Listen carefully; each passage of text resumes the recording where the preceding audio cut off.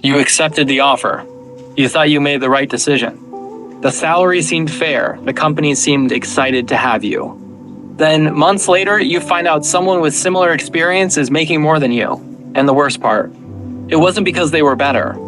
You may have simply accepted a number the company already knew you would take. Because before companies decide what to pay you, they often figure out the lowest number you'll accept. Here are the 4 most common ways that happens. 1. They ask your number before they show you theirs. There's one question almost every candidate hears during the hiring process. What are your salary expectations? Most people think they're being asked, how much are you worth? But that is not what the company is trying to find out. They already know the salary range for the role. What they want to know is what is the lowest number that gets you to say yes. And those are 2 completely different things. A position may have a budget of $100,000 to $120,000, but if you say, I'm looking for around $100,000, the company now knows something important. You may accept $100,000. So why would they start at $120,000? Not because you are not worth $120,000, because they can hire you for less. Your value and your acceptance price are not the same thing. Your value is what you can create. Your acceptance price is what you're willing to accept. And once you reveal that number, you give the company information they can use to avoid paying more than necessary. Before you give your number, the company has to convince you why the role is worth their offer after you give your number. The company knows how little they may need to offer to deal this question. Was never about what you're worth, it was always about what gets you to yes. 2. They find the flaw, so the discount has a reason. Another way companies make a lower offer feel reasonable is by finding something missing.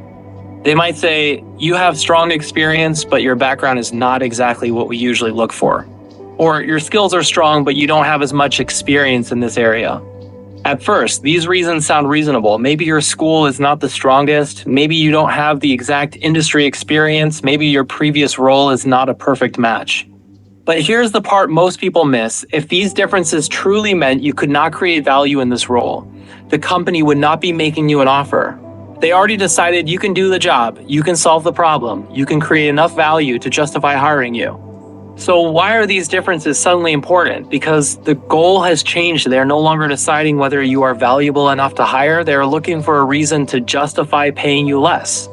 The point is not whether the difference exists. The point is whether that difference actually changes the value you can create. 3. They sell you a future with no paper trail. When you question a lower offer, companies often shift the conversation to the future. They might say, there's a lot of room to grow here. You can move up quickly. It sounds attractive, but a promise and a payment are not the same thing. Your salary is guaranteed. The promotion is not, the raise is not, the opportunity is not. The company is asking you to accept less today in exchange for something that may happen later. Your compensation should reflect the value you are expected to create now. Future growth is a possibility. It is not payment. They get the value you create today while asking you to wait for a reward that may never come. 4. Make you invest before revealing the price. One thing many candidates don't notice is when the company chooses to talk about compensation.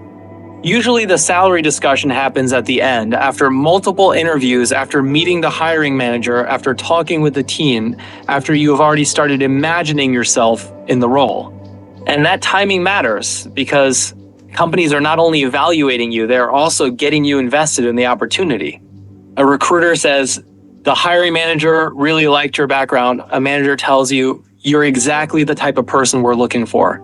Nothing is guaranteed, but every conversation makes the opportunity feel more real. You start thinking, what would my first month here look like? How would this role change my career? You invest your time, your preparation, your attention, and eventually your expectations. Then the offer arrives, but the number is lower than you expected. At the beginning, you were asking, is this job worth accepting? But after weeks of interviews and conversations, your thinking starts to change. Maybe I'm asking for too much. I don't want to start the whole process again. That is the trap. The offer did not become more valuable. You became more attached to getting it. The question is not only, is this offer good enough? It is whether you're accepting it because it's valuable or because you don't want to lose what you already imagined. And before you assume this happened because you were less valuable, look at what actually changed. Your skills didn't suddenly become worth less. Your experience didn't disappear. The difference was not your value. It was the information each side had before the number was decided. Companies know one thing. You usually don't know how much they need to pay to get a yes. The 4 moments in this video all work the same way. They changed the number you see as reasonable before you ever realized that number was being shaped.